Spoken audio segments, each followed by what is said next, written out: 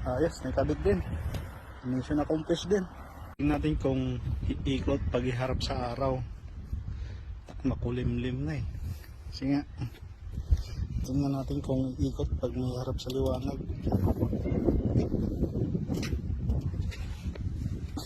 Yeah, iikot pa rin oh. Pag nakaharap sa araw, may ikot. Pag di nakaharap, ayun, hindi umiikot pag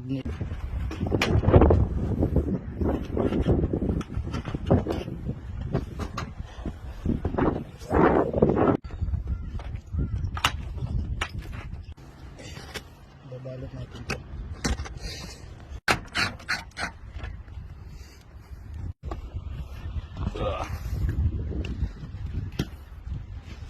Pwede na yan.